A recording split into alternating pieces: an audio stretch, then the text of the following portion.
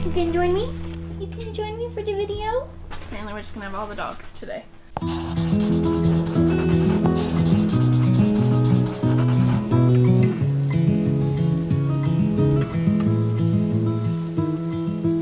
What is up, you guys? ShelbyKay here, and welcome back to my channel.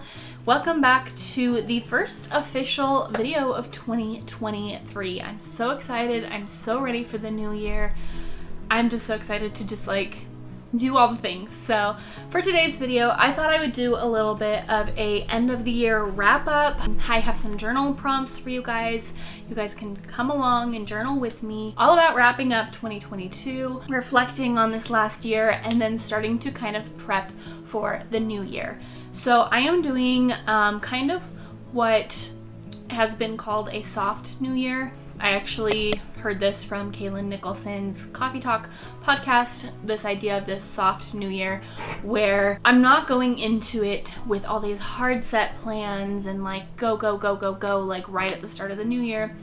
I am going into it as the first part of the year, you know, the winter stage, January, February, March, are gonna be kind of sowing the seeds, kind of figuring out what direction I want to kind of take my goals and things like that.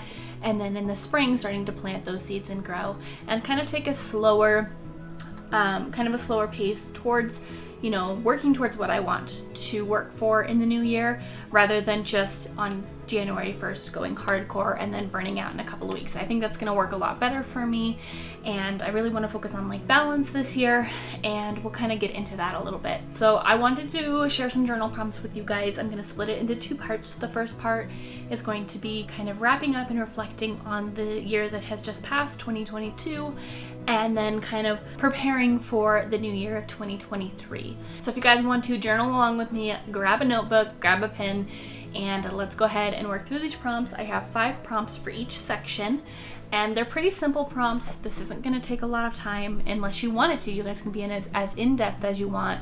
One of the things I'm really working on in the new year is picking up journaling again.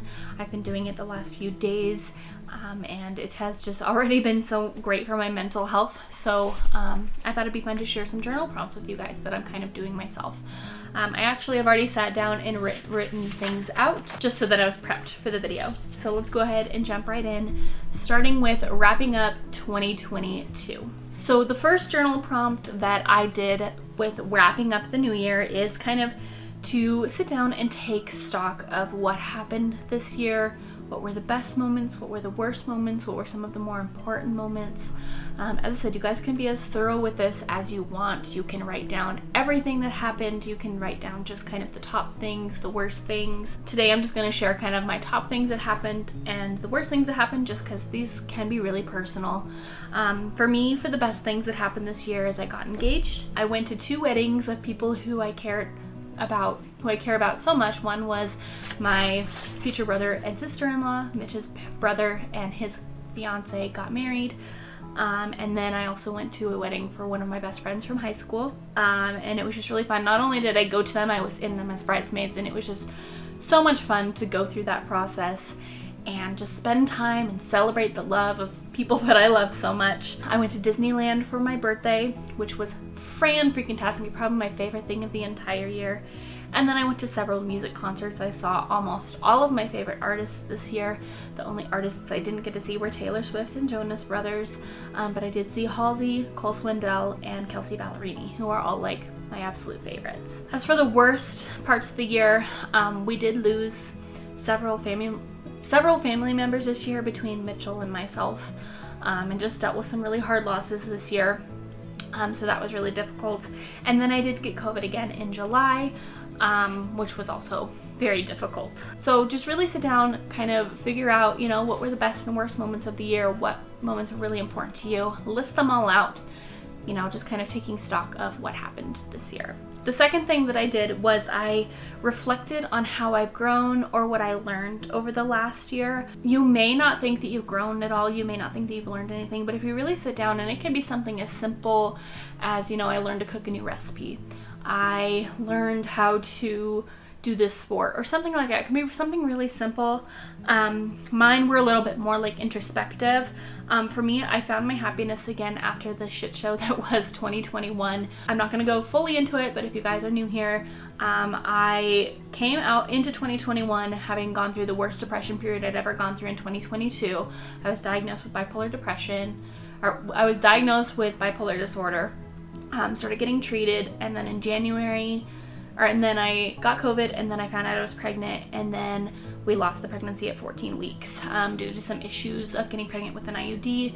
And obviously last year was just really dealing with that, healing from it, all of that. It was probably the darkest time of my entire life. And so this year I really felt like I found my happiness again. I feel like 90% of this year I was the happiest I've been in a really long time. I found my joy again. I found my passions again. I really learned how to heal this year. You know, as we lost some family members and things, and I feel like I really have learned how to kind of heal and cope and deal with those situations so it doesn't just put me into a huge depression, because I said I do have bipolar disorder. I am very prone to depression. So I really learned how to heal and how to kind of manage those kinds of things when it comes to my emotions. I've started to gain back my confidence, something with everything that I've just dealt with over the last few years. My confidence really took a huge hit. I had a lot of, and I still struggle with these thoughts. I've had a lot of like body image issues, kind of a mindset of like, why even bother, you know, trying to get myself ready, trying to do things to make myself feel better, because everything just sucks right now, so what's even the point? Especially over the last like half of this year, I've really started to find my confidence again. I'm finding my style again, loving just everything that comes with that. And then I think that I finally really realized the importance of taking care of my health this year. But I also was diagnosed with Hashimoto's thyroiditis this year. If you guys don't know what that is, it's an autoimmune disorder where your immune system attacks your thyroid and causes you to become hypothyroid, meaning that my body is not producing enough thyroid hormone, and so it causes a lot of issues. It causes a lot of weight gain, tiredness, things like that. And with that, I have really started to learn the importance of taking care of myself. I was going to the gym pretty consistently before I went to Disneyland in October, and I just haven't really gotten back on it, and I've definitely noticed a difference. I've been sick a lot more. To be fair, like the plethora of respiratory viruses are going around right now, and I'm pretty sure I've had every single one. I've been sick like 3 or 4 times over the last 2 months. I feel like when I do take care of myself, I obviously feel so much better. And I'm just learning as I get older, like obviously the importance of that. Number 3, what would you say is the theme of this year? I like to give themes to my years. It's just kind of an idea or a word or, you know, a sentence or something that I really try to focus on for the year when it comes to my goals and things that I'm working on. Like last year, I would say that my theme was healing, obviously, from everything that I was dealing with, physically and mentally. And then this year, I feel like was about rest and rebuilding. I feel like my life was torn apart last year. Everything just kind of crumbled. I didn't know who I was anymore after everything that had happened. And so this year, like, you know, I had healed a lot. I feel like by January of this year, I was feeling so much more myself. And so this year I really focused on rest and kind of rebuilding, rediscovering who I am, kind of building my life, putting my life back together and figuring out, you know, what's important to me, what kind of life do I want to live, that kind of thing. Number 4, what were your top 5 favorite things this year? And this is not going to be in any particular order. I am someone who loves listing my favorites. I used to do favorites videos on this channel. I might get back into it, we'll see, but I love listing my favorites. I have so many journals of just like my favorite things written out, so I just had to include this. And this can be anything. This can be objects, this can be media, this could be whatever you want it to be. Reading was definitely one of the big things I got into this year. I have really been into reading especially the last half of this year. I actually read 7 books this year, which is not a lot compared to a lot of people out there, but considering I was reading like 2, maybe 3 books a year before that because I just wasn't reading as much as I have been, that's a lot. My goal was to read 6 books this year. That's a book every other month, every 2 months. and I read 7. So I've just been really into reading this year. Along with that, I fell in love with the A Court of Thorns and Roses series this year. Sarah J. Maas is one of my all-time favorite authors. She wrote the Throne of Glass series, which if you guys are not new to this channel, you know how much I've raved about this series. It's my all-time favorite book series. And so I had to read A Court of Thorns and Roses, which is her more popular series. I loved it. I definitely love Throne of Glass a bit more. Throne of Glass will always hold a special place in my heart, but I did really love A Court of Thorns and Roses. I can't wait for the next book to come out. My third favorite from this year was actually a YouTube channel, and that is the Sierra and Steven IRL channel, the vlog channel for Sierra Schultze. If you guys don't know who she is, she's a YouTuber who does like body positive fashion and stuff like that, and this is the vlog channel that she has with her husband and now her daughter, and I've loved it. It's become like one of my all-time favorite channels. I binged watched like all of her videos over the last like couple months. My fourth favorite, again kind of going back to the confidence thing, is I fell in love with makeup and fashion again. I've loved putting outfits together. I've loved playing with my makeup, all of that stuff. It's become an absolute favorite of mine. Again, I've always been really into makeup, but and I've always been a little bit into fashion, but I've definitely been loving playing with it this year. And then number 5, I've gotten really back into music again. Not that I've ever not been into music, but especially when I was younger, I think I've talked about this before, that I used to be someone who would play music all the time for every mood. Me and my sisters would be playing games with like our stuffed animals and stuff, and I would have instrumentals in the background going along with whatever is going on. So this year I really fell back in love with music and making playlists for every mood and just all of that fun stuff. It's been really, really fun. And then my final journal prompt for kind of wrapping up 2022 is going to be, what 3 things were you most grateful for this year? I'm really trying to focus more on gratitude and logging my gratitude as much as possible. I probably won't be doing it every day, but as much as possible, you know, maybe at the end of every week or every month being like, okay, what was I grateful for this month? I think it's really important to, even if you had a total shitty year, a total crappy year, all these bad things happened, I feel like there's still gotta be some things that you were grateful for. So my top 3 things this year were my family and friends and spending quality time with them. I feel like I've made such a deep connection with my family and friends this year and reconnected with so many different people, and it's just been great to spend quality time with them. Which brings me to the second one. I did reconnect with my old friends from high school, given that one of them got married this year. We hung out for the weekend. We spent so much time together and it was great. It was the first time our little group of friends had gotten together pretty much since graduating high school in 2011. So it was just fantastic, and I'm so grateful to have been able to spend that time with them. And then number 3 would be getting lost in a good book. Again, fell in love with reading this year, and I just can't wait to read more in the new year. I'm just really grateful that I had the opportunity to do that. So moving on to kind of prepping for the new year. Again, it's going to be 5 different prompts, and they're kind of going to go off of the last, you'll see some of them are going to kind of mirror the last journal entries. So prepping for 2023. The first journal prompt that I have is going to be, what are the top 3 areas of your life that you want to work on in 2023? I think I talked about this before, but I have realized I cannot set like hard set goals for myself. I can, but I tend to set too many and then I don't achieve any of them. So I've tried to focus more on like, what are the areas, the general areas you want to work on, and then kind of build my goals from there. Harley, what are you doing? The top 3 areas I want to work on in 2023 are going to be my creativity, my health, and then being present in the moment. I obviously fell off of filming. There was a period there for a while that I didn't want to do it at all. The thought of filming and editing videos was just like, it was torture to me. Like, I was like, I really don't want to do that. And I got more into like drawing on my iPad and stuff like that. And then towards the end of the year, I just kind of haven't really been doing anything. And I just feel so much better when I am being creative.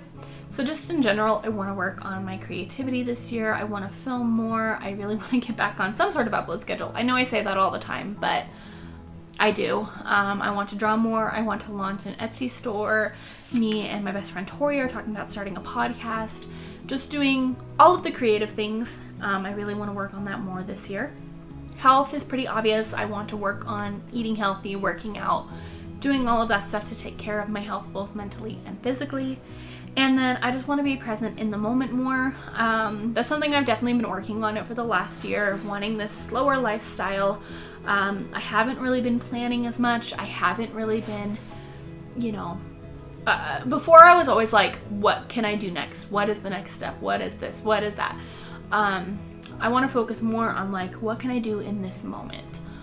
Where am I? Who am I with? Like all of that, kind of focusing more on what is present in front of me rather than looking so far ahead and trying to like plan so far ahead, if that makes sense.